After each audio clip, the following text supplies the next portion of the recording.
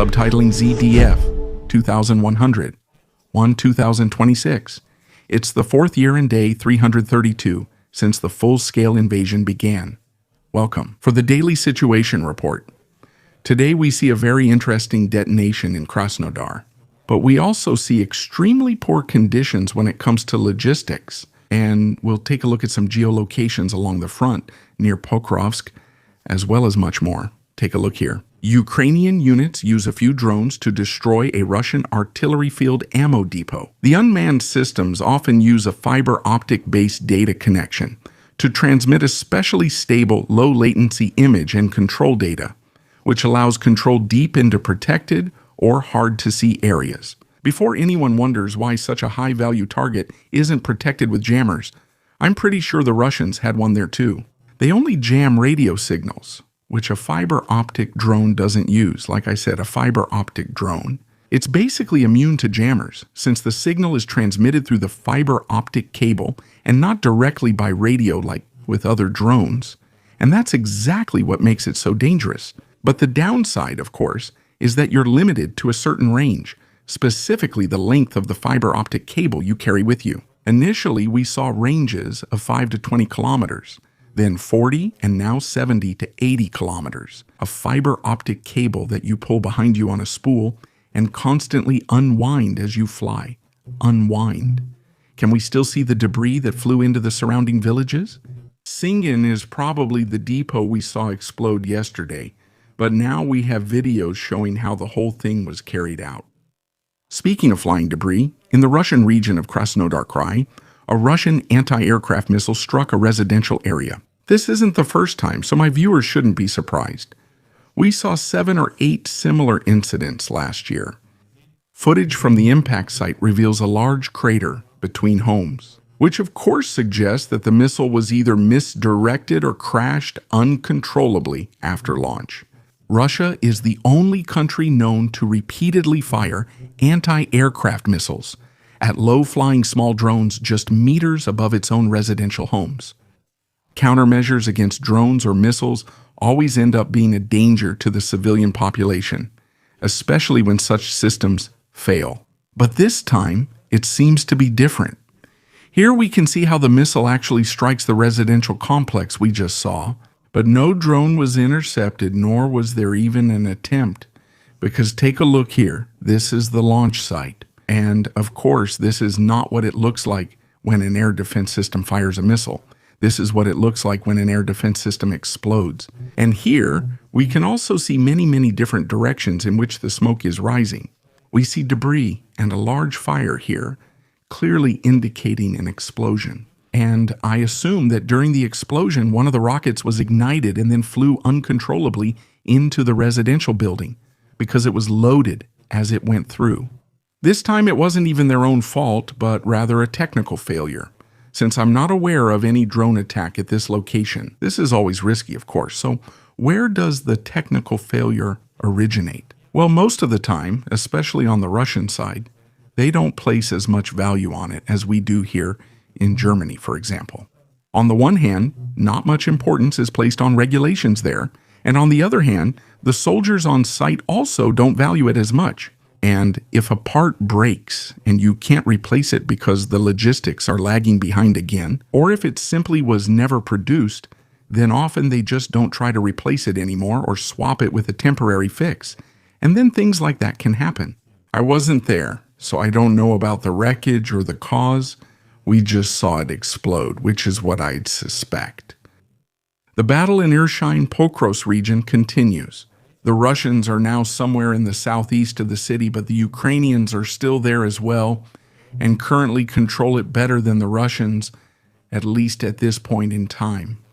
This footage shows 155th Brigade soldiers capturing Russian troops from a basement. The Ukrainians are in blue, the Russians in red, and everything was recorded at the red pin. If 2 Ukrainians can capture 3 Russians while standing fully exposed in the open field, then we can assume that control here is more on the Ukrainian side and not on the Russian side. Still, they've managed so far. That means the 3 people were able to advance more or less without any problems in the first third of the village. Let's just take a look at the positions. You can see it quite well on the map. Here is Pokrovsk. Pokrovsk is, as we already said in yesterday's situation report, actually completely under Russian control. Now they're trying to attack along the road the whole time. They were able to advance safely up to about here. There are basically 4 larger fortifications here. One here, here, here, and there. The status of this one here is unknown. I assume that it's still completely under Ukrainian control. The same goes for this one, since the Russian attack is more or less really only happening in the red area here. And if we look further, there are 2 more fortifications here. These ones could now be in Russian hands. Otherwise, they wouldn't have been able to connect to the city here at all. What is this here? By the way, everything that is marked on the map, so completely drawn through here, like these fortifications, that's actually the symbol for a fortification. Then there's also a symbol that looks like this. It's basically the same thing, just with a dashed line. Dashed lines mean that something is expected there, or that something is planned or being built. More precisely in this case, it was an expectation from back then. I drew that here about 9 months ago, well before the battle for Pokrovsk, to show where the Ukrainians were building their defensive wall. Of course, this isn't a continuous long fortification. It only consists of small sections, like you can see here. So, it's safe to assume that while the Russians aren't making much progress in the south here, they have broken through here. They managed to get into the village here, and then were able to advance along the waterway up to the red pin.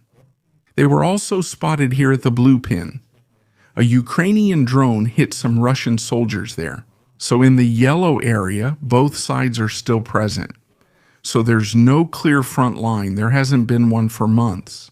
Do you recall the Battle of Bakhmut and its situation reports? Back then, I could tell you exactly down to a single apartment building, who was where, which units, which parts, and who controlled which street or neighborhood. Back then, operation security wasn't taken so seriously. The Russians and the Ukrainians would almost daily publish things like, "Hey, we're exactly here," or "Hey, we've captured this exact house." "Hey, look at this street sign I posed with." The next day, a drone strike happened. The Ahmad group did this often. They just went into the trench with Russian soldiers and posted on TikTok where they were. The Ukrainians saw that. The Ahmad group pulled back, but the soldiers were still in the trench and were bombarded with artillery in the following days. We don't really see things like that anymore these days, neither on the Ukrainian nor on the Russian side, although that was more of a phenomenon that could be observed much more often on the Russian side. But even in the context of 2023, during the preparations for the Ukrainian counteroffensive, we saw very often that the Ukrainians carried out a lot of public relations activities, showed a lot, and gathered many troops, where you could simply say, "Hey, we're here, we're getting ready." The Russians should be afraid of us. And the Russians did similar things and are still doing them today. It's no longer like back then. It's not as public or uncensored, and the style has changed. As I said, things aren't that way these days. Of course, that makes it harder for me to geolocate and for other people too, who do this in a much more intense way. But you can see here, at least in the yellow area, 2 geolocations were reported on the same day. The successes of both sides show this, but they have nothing to do with each other. That means both sides are more or less operating in their own areas. And in my opinion, the Russians are more present and stronger in the area of the blue pin than in the area of the red pin. That also makes sense, as we could already see before. The Ukrainian soldiers who captured the Russians here were able to move around more or less freely and without having to look for cover. Russian soldiers of the 35th. A video shows 35 of the brigade soldiers taking a break after battle, cooking field mice over a fire. I'll share the video link again on Telegram. The scene is commented on by those involved themselves and is presented as an example of extreme improvisation. That describes it very well, because when you start eating mice, that's extreme. And that once again highlights the problems with food supply that we've been seeing on the Russian side for 4 years now. Russia doesn't have the strongest army. There's really no need to discuss that. Maybe on paper, even back then before the invasion, but as we can see, that wasn't the case, and it's not because of the soldiers, it's not because of the individual. Above all, with the army, everything depends on proper logistics. And logistics are very, very demanding and also very complex to carry out. This issue affected not only Russia, but also the Soviet Union, and also many subunits, which we have seen again and again on the Russian side, or back then on the side of the Soviet armed forces. Logistics are usually well managed, but often fail, highlighting the ongoing strain on Russian troops in the field. Before major attacks, invasions, battles, or other operations, soldiers are usually always given good meals. In the West, it's pizza or roast beef, always similar copies or something motivating. No food, no fight. Everyone knows that. And the better the food, the more motivated the soldier. But here we see a scene after the battle. Okay, that may be true, but it doesn't necessarily make things better if you're hardly being supplied here yourself. United States authorities have seized another tanker in the Caribbean. Reports say the ship Sajida was stopped and inspected due to its past use, transporting Russian oil, and its status in the Shadow Fleet.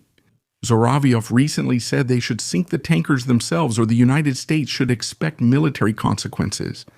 Yet neither occurred.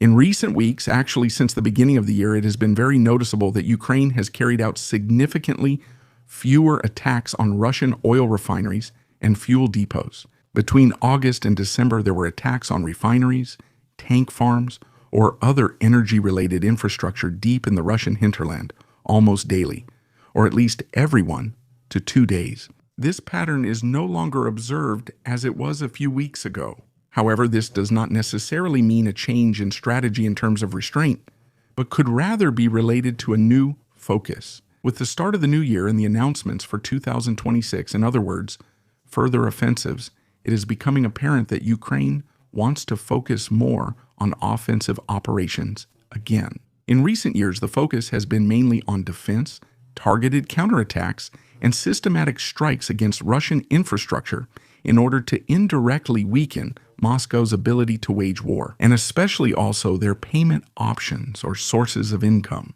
Resources, ammunition, and reconnaissance may be withheld for larger coordinated strikes or new tactics. Whether this is actually a deliberate preparation for a bigger move or merely a temporary phase of low activity cannot be reliably assessed at this point in time. It is too early for that. We need to watch this trend longer. If nothing changes by March or April, we'll be able to predict it more accurately. Thanks to all subscribers, channel members, the Al Gore crew, and special thanks to Lieutenant Colonel Rennecke, Robert Ziller, Dietrich, Freddie, and Meyerhofer. Subscribe, like, comment, and see you in the next report.